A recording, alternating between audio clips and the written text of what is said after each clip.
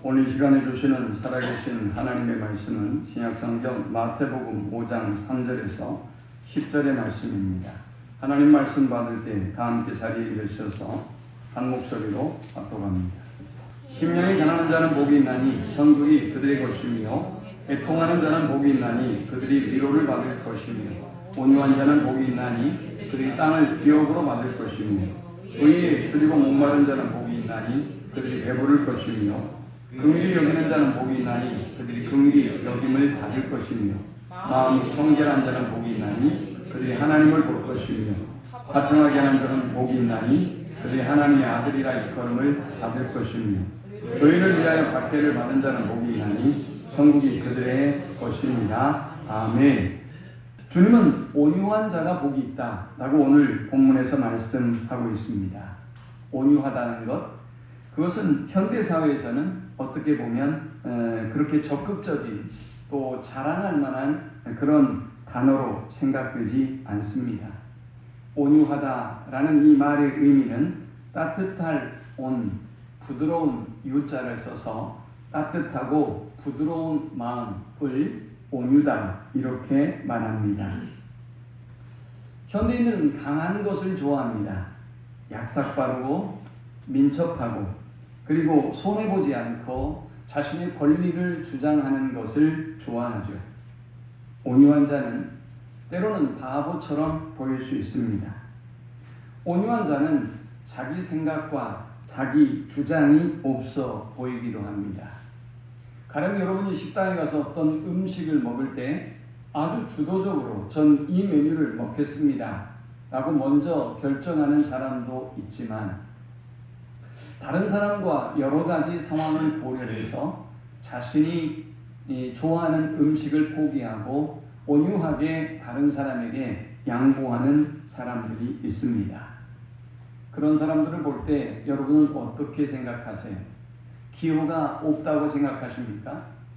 자기 주장이 없는 그런 소신 없는 사람이라고 생각하지는 않습니까? 온유한 사람은 착한 사람입니다. 그래서 험한 세상을 살아가기에 많은 불이익을 당하는 사람이죠. 그런데 우리 주님은 이 온유한 사람이 복이 있는 사람이며, 이 온유한 사람이 땅을 차지하게 될 것이다 라고 말씀하고 있습니다. 땅을 기업으로 받는다, 기업으로 받다 라는 이 단어는 영어로 inherit이라는 단어입니다. 이것은 유산으로 물려주다 라는 의미예요. 저와 여러분이 하나님이 주시는 그 땅을 유산으로, 유업으로 물려받을 수 있는 특권과 은혜를 가진 사람, 바로 그들이 온유한 사람이다 라는 것입니다. 세상은 온유한 자가 땅을 차지할 기회를 주지 않습니다. 오히려 자신이 가지고 있는 땅과 권리와 기득권을 빼앗기지 않으면 다행입니다. 세상은 독하고, 세상은 자기밖에 모르고, 세상은 다른 사람을 짓밟고 올라가는 사람에게 땅을 차지할 수 있는 특권과 그리고 유익을 안겨다 줍니다. 그런데 우리 주님은 우리를 향해서 온유하라라고 말씀하셨고, 친히 온유한 삶의 모본을 보여주셨습니다. 우리가 기억해야 할 사실은 우리 주님의 삶의 모본을 보건대 주님의 진정한 그 온유함이 바로 근본적이고 근원적이고 진정한 승리를, 진정한 땅의 기업을 받을 수 있게 했다라는 것입니다. 자, 그렇다면 온유하다라는 이 말의 의미는, 과연 더 깊은 의미는 어떤 의미를 가지고 있을까요? 온유하다라는 이 말의 의미는 약하다, 실력이 없다, 무능하다라는 의미를 가지고 있는 것이 아닙니다. 온유하다라고 하는 것은 우리 주님에게서 우리가 보고 배울 수 있듯 힘이 있지만, 능력이 있지만, 그런 권리가 있지만 그것을 절제하고 그것을 포기한다라는 의미인 것입니다. 온유하다는 말을 우리가 두 가지 측면에서 살펴볼 수 있습니다. 먼저 히브리적 사고 속에서 유대인들의 사고 속에서 온유하다라는 말의 의미는 겸손을 의미합니다. 시편 22편 26절에 겸손한 자는 먹고 배부를 것이며 여호와를 찾는 자는 그를 찬송할 것이라. 너희 마음은 영원히 살지어다 했습니다. 겸손한 자가 먹고 배부른다 라고 쓰고 있는데 여기 바로 겸손한 자가 온유한 자입니다. 시편 9편 12절에는 피 흘림을 신문하시는 이가 저희를 기억하시며 가난한 자의 부르짖음을 잊지 아니하시도다 했습니다. 여기 가난하다라는 이 말이 바로 온유하다라는 말입니다. 시편 37편 11절에도 오직 온유한 자는 땅을 차지하며 풍부한 화평으로 즐기리로다 라고 했습니다. 이 모든 구약의 말씀들을 종합해 보면 온유한 사람을 한마디로 이렇게 정의해 볼 수 있습니다. 온유한 사람은 겸손한 마음으로 하나님의 인도하심을 온전히 받아들이는 사람이다 라는 것입니다. 온유하다고 하는 것, 여러분의 성격대로, 여러분의 욕심대로, 여러분의 기분대로, 여러분의 감정대로 행하는 것이 아니라 나를 향한 하나님의 뜻과 계획이 무엇이든 그 하나님을 믿고 그 하나님을 의지하고 그 하나님께 우리의 삶을 온전히 맡겨드리는 것, 그것이 바로 온유함인 것입니다. 온유한 사람은 불평하지 않습니다. 온유한 사람은 기꺼이 자신의 생각과 기호를 다른 사람을 위하여 겸손히 양보하고 내려놓을 수 있는 사람입니다. 온유한 사람은 하나님 앞에 자신의 뜻을 겸손히 굴복합니다. 하나님의 뜻에 순종할 수 있습니다. 하나님의 뜻이 훨씬 옳고 하나님의 나를 향한 계획이 훨씬 옳기 때문입니다. 여러분 가운데 지금까지 오랜 신앙생활을 했지만 하나님의 살아계심을 경험하지 못하는 사람이 있나요? 온유하지 못하기 때문입니다. 하나님의 말씀을 믿지 못하고 하나님의 말씀에 여러분 자신을 내려놓지 못하기 때문입니다. 하나님의 뜻에 내 삶을 전폭적으로 맡기지 못하고 순종하지 못하기 때문에 우리의 삶 속에는 믿음의 역사와 기적이 일어나지 않는 것입니다. 다른 의미로 정리해 본다면 온유한 사람은 믿음의 사람이며 온유한 사람은 사랑의 사람이고 온유한 사람은 하나님께 소망을 두고 하나님의 말씀에 소망을 둔 사람이다 라고 보면 될 것입니다. 온유하다라는 이 말의 두 번째 의미는 헬라적인 의미에서 살펴볼 수 있습니다. 온유하다라는 이 말은 동물이 잘 훈련해서 주인을 잘 따르고 주인에게 순종한다라는 의미입니다. 헬라적 의미의 온유하다라는 이 단어는 자신의 생각과 감정을 겸손히 내려놓고 조종한다, 절제한다라는 의미를 가지고 있는 것입니다. 사실 인간이라고 하는 존재는 자기 감정, 자기 분노를 자기 마음대로 조절할 수 없는 존재입니다. 여러분에게 만일 분노와 감정이 조절된다면 우리가 왜 불면증에 시달리겠어요? 왜 우리가 그 분노를 이기지 못해서 살인을 저지르거나 원수를 갖고 보복하는 일을 할까요? 왜 우리가 자기 분노와 감정을 조절한다면 정신과의 병원들은 왜 수없이 늘어나는 것일까요? 왜 우리가 하나님도 아니고 그깟 주인인 인간에게 상담을 받는다고 그토록 많은 사람들이 줄을 서서 사람의 도움을 호소하는 것일까요?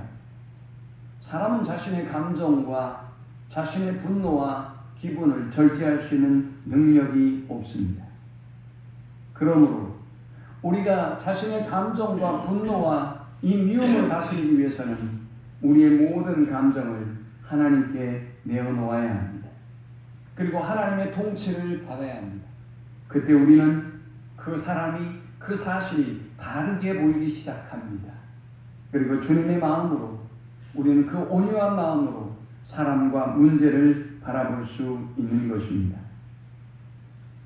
우리는 성경 속에서 온유의 모본을 보게 됩니다. 물론 온유의 가장 좋은 모본은 우리 주 예수 그리스도입니다. 주님은 수고하고 무거운 짐진 자들아 다 내게로 오라 내가 너희를 쉬게 하리라 라고 말씀하시고 마태복음 11장 29절에서 이렇게 말씀하셨습니다. 나는 마음이 온유하고 겸손하니 나의 멍에를 메고 내게 배우라 하셨습니다. 주님은 자신을 소개하면서 온유와 겸손을 같이 소개하셨습니다. 교만한 사람 온유할 수 없습니다. 온유한 사람은 겸손한 사람입니다. 주님 앞에 겸손한 사람, 다른 사람 앞에 겸손한 사람, 세상 앞에 진리 앞에 겸손한 사람이 온유할 수 있는 것입니다. 오늘 다르게 말한다면 내가 정당한 권리를 가지고 있지만 내가 화를 낼 정당한 이유를 가지고 있지만 그런데 그 권리를 행사하지 않는 것, 내가 자발적으로 행사하지 않는 것, 그것이 바로 온유인 것입니다. 충분히 분노할 수 있지만 분노하지 않는 것, 그것이 바로 온유인 것입니다. 예수님은 하나님이었습니다. 그러므로 예수님은 그 누구로부터도 죽임을 당하지 않는 존재입니다. 예수님은 그 누구로부터도 체포가 되거나 십자가에 못 박힐 만한 그런 존재와 능력을 가진 분이 아닙니다. 그러나 주님은 온유하고 겸손하셨습니다. 죄인들을 살리기 위하여 그 죄인들의 손에 붙잡혀서 예수님을 정죄하고 비난하고 조롱하는 그 무리들에 의해서 가시 면류관을 쓰시고 채찍질을 당하시고 침뱉음의 모욕과 수치를 당하시고 손가락질을 당하시면서 주님은 자신의 능력을 포기하시고 자신의 자유를 포기하시고 기꺼이 온유함으로 십자가에 달리셨습니다. 세상의 모든 사람은 다 죄인입니다. 저를 포함한 여러분 모두가 다른 사람으로부터 정죄와 손가락질을 받을 수밖에 없는 연약한 존재이지요. 그러나 딱 한 사람, 죄 없는 분 예수 그리스도가 우리의 죄와 우리의 허물을 용서하기 위하여 그 수많은 사람의 비난과 조롱에도 불구하고 기꺼이 그 온유한 모습으로 십자가에 달리셨습니다. 빌립보서 2장은 이 주님의 온유함을 이렇게 소개합니다. 너희 안에 이 마음을 품으라. 곧 그리스도 예수의 마음이니 그는 근본 하나님의 본체시나 하나님과 동등됨을 취할 것으로 여기지 아니하시고 오히려 자기를 비워 종의 형체를 가지사 사람들과 같이 되셨고 사람의 모양으로 나타나사 자기를 낮추시고 죽기까지 복종하셨으니 곧 십자가에 죽으십니다. 이러므로 하나님이 그를 지극히 높여 모든 이름 위에 뛰어난 이름을 주사 하늘에 있는 자들과 땅에 있는 자들과 땅 아래에 있는 자들로 모든 무릎을 예수의 이름에 꿇게 하시고 모든 입으로 예수 그리스도를 주라 시인하여 하나님 아버지께 영광을 돌리게 하셨느니라. 주님은 십자가에 달릴 만한 이유가 없었습니다. 주님은 그 누구로부터 재판을 받을 만한 이유도 없었습니다. 주님은 그 누구로부터 조롱과 멸시와 천대를 받으며 그렇게 죽으셔야 할 만한 이유가 전혀 없는 분이었습니다. 그러나 주님은 우리를 구원하기 위하여 그 조롱과 멸시의 십자가를 온유함으로 담당해 주시고 우리를 구원해 주셨습니다. 주님은 또 제자들에게 온유하라 라고 명령하셨습니다. 오늘 본문 5장 5절에 온유한 자는 복이 있나니 그들이 땅을 기업으로 받을 것이며 라고 하셨습니다. 또 5장 38절 이후에 보면 주님은 세상의 원리를 따르지 아니하고 온유하신 주님의 제자는 온유하게 세상을 살아야 한다고 말씀합니다. 또 눈은 눈으로 이는 이로 갚으라 했다는 것을 너희가 들었으나 나는 너희에게 이르노니 악한 자를 대적하지 마라. 누구든지 내 오른편 뺨을 치거든 왼편도 돌려대니 또 너를 고발하여 속옷을 가지고자 하는 자에게 겉옷까지도 가지게 하며 또 누구든지 너로 억지로 오리를 가게 하거든 그 사람과 심리를 동행하고 내게 구하는 자에게 주며 내게 구고자 하는 자에게 거절하지 마라. 또 네 이웃을 사랑하고 내 원수를 미워하라 했다는 것을 너희가 들었으나 나는 너희에게 이르노니 너희 원수를 사랑하며 너희를 박해하는 자를 위하여 기도하라. 세상의 방식은 눈에는 눈, 이에는 이의 방식입니다. 이걸 동해보복법이라고 하죠. 세상의 방식은 나를 분노하게 만들고 나에게 폭력과 악을 행사하는 사람에게 나도 힘이라는 권력을 통해서 나도 악이라는 방법을 통해서 우리의 분노와 우리의 감정을 드러내고 또 보복하는 원리입니다. 그러나 주님은 우리에게 말씀하셨습니다. 너희는 세상의 원리를 따라서는 안 된다라는 것입니다. 주님은 우리에게 온유하라라고 말씀하셨습니다. 우리가 되려 온유할 때 세상을 얻게 되고 사람을 얻게 된다라는 것입니다. 요즘 우리의 정치의 현실을 보면 오늘 교회와 성도들이 헤맬 수밖에 없는 상황을 보게 됩니다. 일부 그리스도인들은 온유해야 할 교회가, 온유해야 할 성도가 힘의 논리를 따르고 있으며 또 힘의 논리를 따르게 설득하고 또 이끌어 가고 있는 모습을 보게 됩니다. 교회가 쉽게 권력에 편승하는 조직들을 만듭니다. 교회가 압력단체로 힘을 행사합니다. 이 정도의 표를 가지고 있고 우리가 이 정도의 영향력을 가지고 있으니 정치인들, 권력자들 우리의 눈치를 보지 않으면 안 돼요. 우리 앞에 무릎 꿇지 않으면 안 돼요. 우리에게 손을 내밀지 않으면 안 됩니다. 라는 메시지를 오늘 교회와 성도들이 정치인들에게 세상에 끊임없이 보내고 있습니다. 세상은 깜짝 놀랄 것입니다. 정치인들은 깜짝 놀랄 것입니다. 교회가 이만한 힘을 가지고 있고 성도들이 이만한 힘을 가지고 있다니 얼마나 놀랍고 두렵겠습니까? 얼마나 그들의 도움을 받고 싶겠습니까? 그러나 사랑하는 여러분, 교회가 하나님의 온유로 무장하지 아니하고 교회가 온유함으로 세상과 사람들을 대하지 아니하고 저 세상의 원리처럼 이에는 이, 눈에는 눈, 악에는 악으로 우리가 그들을 대한다면 어떻게 될까요? 세상은 일단 교회를 두려워하기는 할 것입니다.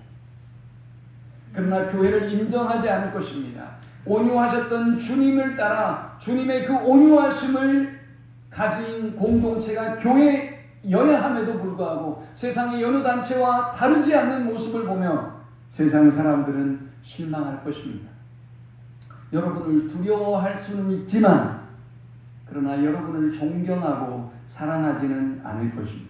여러분을 두려워하지는 않을 것입니다. 오늘 우리의 교회는, 오늘 우리의 성도들은 온유함을 잃어버리고 힘의 원리로 무장하려고 하는 어리석음을 보이고 있습니다. 주님은 힘의 원리로 싸우려고 하는 베드로를 막으시고 그리고 칼과 뭉치로 우리가 저들을 대적해서는 안 된다는 것을 분명히 가르쳐 주셨습니다. 주님은 온유함으로 다가가셨고 우리에게 온유하라라고 명령하셨습니다. 주님은 이 온유함으로 우리의 모든 죄를 사하셨고 그리고 빌립보서 2장의 고백처럼 땅의 모든 무릎이 마침내 그 앞에 경배하고 무릎을 꿇었고 모든 입술이 주를 그리스도로 고백하는 역사가 일어났습니다. 십자가에 달리신 주님은 하나님의 영광 보좌에 앉으셨고 그 좁은 무덤에 갇히셨던 주님은 마침내 온 땅을 지배하는 온 땅과 만유의 주제로 이 땅의 영광과 경배를 받으시게 됐습니다. 주님은 온유함을 통해서 땅의 유업을 받은 분입니다. 성경에서 우리는 온유한 사람 모세를 만나게 됩니다. 민수기 12장 3절에 이렇게 말씀합니다. 이 사람 모세는 온유함이 지면의 모든 사람보다 승하더라. 민수기 12장에는 모두가 경악할 만한 깜짝 놀랄 만한 사건이 벌어졌습니다. 모세가 구스 여인, 즉 아프리카 여인을 그의 아내로 취한 겁니다. 이때가 십보라가 살아있는 상황인지 그의 아내 십보라가 죽어있는 상황인지는 정확하게 알 수 없습니다.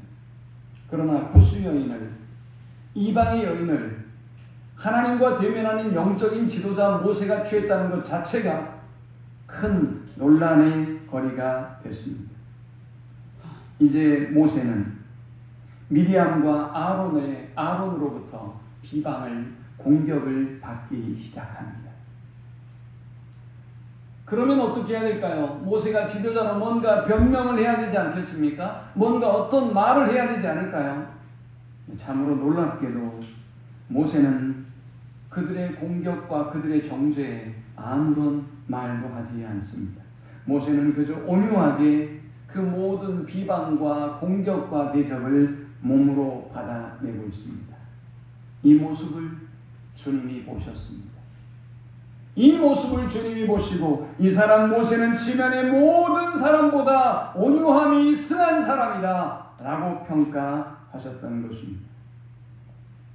모세가 온유함으로 그들의 비방과 공격을 참아내자 하나님이 모세를 위하여 일하기 시작했습니다. 하나님은 미리암과 아론을 불렀습니다. 모세를 공격하고 정죄하고 비난하는 그의 누이와 그의 형이죠. 민수기 12장 8절 그와는 내가 대면하여 명백히 말하고 은밀한 말로 아니하며 그는 또 여호와의 형상을 보겠거늘 너희가 어찌하여 내 종 모세 비방하기를 두려워 아니하느냐. 그들은 말했습니다. 네가 지도자로 어떻게 그런 일을 행할 수 있느냐. 너만 하나님과 대화하느냐. 우리도 하나님과 대화한다 라고 모세를 공격했습니다. 그런 비방에도 아무런 말을 하지 아니하고 온유함으로 이 모든 공격과 비방을 받고 있는 모세에게, 그리고 그 미리암과 아론에게 하나님 말씀하고 있는 것입니다. 내 사람 모세는 온유하기가 지면에서 모든 사람보다 승한 사람이며 내가 그와는 은밀하게 대화하는 것이 아니라 드러내고 이야기하고 대화하는 그런 관계다. 너희가 어찌하여 나의 종인 모세를 비방하느냐 라고 그들을 꾸짖더니 문둥병이 발하게 하셨습니다. 모세의 온유함은 참으로 놀랍습니다. 자신을 비방하고 정죄하고 있는 이 미리암을 향하여 모세가 기도합니다. 그리고 하나님의 놀라운 은혜로 미리암은 이 문둥병에서 노임을 얻게 되었습니다. 하나님은 온유한 사람 모세를 택하셔서 430년 동안이나 종살이했던 이스라엘 백성을 애굽 땅에서 가나안 땅으로 인도해 냅니다. 여러분 40년의 광야 생활을 여러분이 잘 아시지 않습니까? 얼마나 많은 사람들이 비방하고 얼마나 많은 사람들이 그를 공격했습니까? 얼마나 많은 사람들이 도전하고 왜 우리가 그곳으로 가야 되는지, 네가 무엇 때문에 우리를 이곳으로 인도했는지 얼마나 모세를 공격하고 비난했는지 모릅니다. 모세가 온유하지 않았다면 아마 그는 지도자이기를 포기했을지 모릅니다. 모세가 온유한 사람이 아니었다면 그 백성을 저 가나안 땅으로 끝까지 인도해 가는 그 일을 아마도 포기하고 사표를 냈을지 모릅니다. 모세는 온유했고 하나님은 그 온유한 모세를 통해서 수많은 원망과 불평과 공격과 대적 속에도 수많은 굶주림과 뜨거운 태양과 추위 가운데도 이스라엘 백성을 가나안 땅으로 무사히 인도하게 되었던 것입니다. 하나님은 이렇게 모세처럼 온유한 사람을 사용하시고 온유한 사람을 위하여 가나안 땅을, 하나님의 축복의 땅을 예비해 두시는 것입니다. 우리는 성경 속에서 또 한 사람의 온유한 사람을 발견하게 됩니다. 그 사람은 바로 이삭입니다. 우리는 아브라함을 부를 때 믿음의 조상 아브라함이라고 합니다. 우리는 야곱을 부를 때 야곱을 열정의 사람이라고 그렇게 칭합니다. 그런데 이상하게도 이 이삭이라고 하는 사람에게는 어울리는 단어가 없어요. 어울리는 형용사가 없습니다. 이삭의 생애를 우리가 한마디로 정의해 본다면 뭐라고 말할 수 있을까요? 이삭은 순종의 사람이고 이삭은 온유한 사람이다 라고 말할 수 있을 것입니다. 어느 날 그의 아버지 아브라함이 이삭을 데리고 모리아 산에 올라갑니다. 하나님의 말씀대로 그의 아들 이삭을 그 모리아 산에서 제물로 드리기 위함이었습니다. 이삭이 지금 벌어지고 있는 모든 상황과 모든 형편들을 보고 있습니다. 아버지에게 물었습니다. 제사를 위한 모든 것은 준비되었으되 아버지 왜 제물이 없습니까? 라고 물었습니다. 아버지가 그를 잡으려고 했습니다. 얼마든지 이삭은 그곳에서 아버지의 그 위협을 뿌리치고 도망칠 수 있었을 것입니다. 그러나 이삭은 겸손하고 온유함으로 아버지 뜻대로 기꺼이 순종의 제물이 되기 원합니다. 이삭은 나이 40에 리브가와 결혼을 합니다. 여러분, 지금은 나이 40이어도 그렇게 나이가 많은 것은 아닌 것처럼 보여지는 시대입니다. 그러나 당신은 학교를 오래 다니는 것도 아니고 결혼을 위한 많은 준비가 필요한 것도 아니기 때문에 아주 어린 나이에 결혼을 합니다. 지금도 중동에서는 그러지 않습니까? 그런데 이삭은 자기가 결혼할 대상자를 찾지 못합니다. 아버지가 주선해서 그의 아버지가 보낸 종을 통해서 사람을 만나고 결혼에 골인했던 사람이 바로 이삭이었습니다. 그래서 저는 동의하지 않지만 심리학자들은 덩치는 크지만 하는 짓은 아이와 같다라고 해서 이 이삭을 성인 아이라고 합니다. 이삭은 이 모든 상황 가운데 결혼의 문제에도 자기가 제물로 바쳐지는 이 상황에서도 온유하고 순종하는 삶을 살았던 사람입니다. 창세기 26장에는 이삭이 우물을 파는 이야기가 등장합니다. 이삭이 그랄 땅에 거하면서 우물을 팝니다. 샘의 근원을 만났습니다. 얼마나 좋았겠습니까? 그 중동의 땅에서 우물을 확보한다는 것은 생명을 확보하는 것과 같습니다. 그러나 블레셋 사람들이, 목자들이 이 이삭이 파낸 우물을 자꾸 빼앗습니다. 그리고 그 우물을 덮어버리기까지 합니다. 이삭은 저항할 만한 힘이 하나도 없습니다. 자신을 지키고 가족을 지키고 함께하는 사람을 지킬 만한 능력이 그에게 없었던 것입니다. 그는 양보하고 또 떠납니다. 양보하고 또 떠납니다. 그런데 놀라운 사실은 하나님께서 계속해서 그와 함께 하셨고 샘의 근원과 만나게 하셨습니다. 그리고 하나님은 그를 축복해 주셨습니다. 하나님이 그에게 축복해 주셔서 창세기 26장 12절에 이삭이 그 땅에서 농사하여 그의 100배나 얻었고 여호와께서 복을 주심으로 그 사람이 창대하고 왕성하여 마침내 거부가 되어 했습니다. 블레셋 그랄 왕이 이삭을 보았습니다. 아니, 이상하게도 힘도 없이 생긴 사람인데, 쫓아내면 늘 쫓겨다니는 사람인데 하나님이 함께 하시고 그가 부유하게 되었으며 그가 하나님의 놀라운 축복을 받는 모습을 봅니다. 그리고 그가 고백합니다. 하나님께서 너와 함께 있어서 너에게 복을 주었다라는 것입니다. 그뿐만이 아닙니다. 이 블레셋 왕 아비멜렉이 나중에 이삭에게 조약을 맺자고 합니다. 어떤 조약일까요? 불가침 조약입니다. 내가 너를 보니 하나님이 너와 함께 하신다. 그러므로 너는 우리를 공격하지 말아라. 우리 땅을 침략하지 말아라. 라는 말도 안 되는 약자에게 불가침의 조약을 요청하는 희한한 광경을 우리가 보게 됩니다.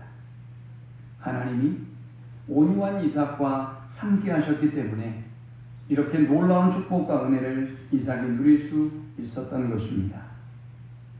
자, 그런데 우리 주님이 친히 온유한 모습으로 이 땅에 사셨고 우리에게 온유한 자가 되라고 말씀하셨고 온유한 모세에게 출애굽의 놀라운 축복과 은혜를 주셨을 뿐만이 아니라 온유한 이삭에게 땅의 놀라운 축복을 주시면서 우리에게 온유하면 그 땅의 복을 우리에게 유업으로 유산으로 물려주겠다고 약속하셨습니다. 저와 여러분이 바로 그 약속을 그 상속을 약속받은 사람들입니다.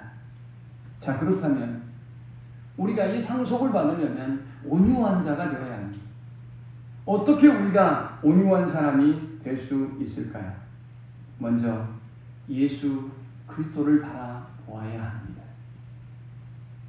여러분이 억울할 때, 다른 사람의 정죄와 모함과 공격으로 여러분들이 죽음의 위기에 처했을 때, 여러분이 억울한 상황에 처했을 때 십자가에 달리셔서 모든 정죄와 모욕과 수치와 조롱을 한 몸에 받으시고 그 모든 수치와 모욕을 견뎌내시고 우리를 구원하기 위하여 십자가에서 구원의 역사를 이루셨던 우리 주님을 바라보아야 합니다. 여러분이 도저히 참을 수 없이 분노가 폭발에 오르고 서운함이, 미움이, 증오가 불일 듯 일어날 때 우리는 골고다의 십자가를 바라보아야 합니다.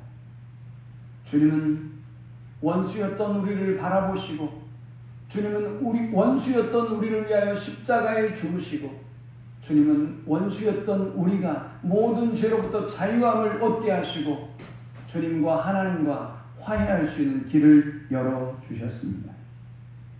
그러므로 사랑하는 여러분, 여러분이 도저히 참을 수 없을 때, 여러분이 도저히 견딜 수 없을 때 골고다의 십자가를 바라보십시오. 그 온유하신 주님을 바라보십시오. 두 번째, 우리가 어떻게 온유할 수 있을까요?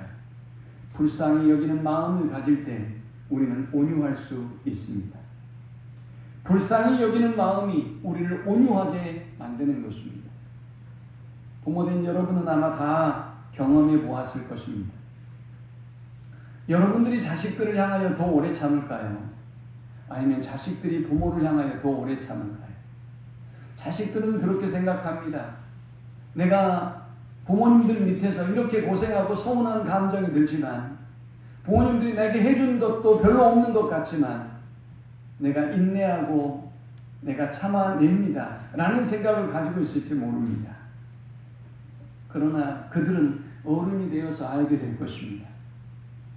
부모가 왜 먼저 손을 내미는지, 부모가 왜 먼저 화해를 요청하는지, 부모가 밥 안 먹고 또 삐져있는 아이를 향하여 왜 문을 먼저 놓고 하고 그들에게 다가서고 그들에게 말을 거는지 말입니다. 온유함, 그것은 불쌍히 여기는 마음에서 시작되는 것입니다. 부모가 자녀를 불쌍히 여기듯 불쌍히 여기는 마음이 있을 때 우리는 그를 향하여 온유할 수 있습니다. 요한복음 8장에는 음행 중에 잡힌 여자의 이야기가 등장합니다. 음행한 것 사실이었습니다. 음행한 사람이 법대로면 돌에 맞아 죽는 것 마땅한 일이었습니다.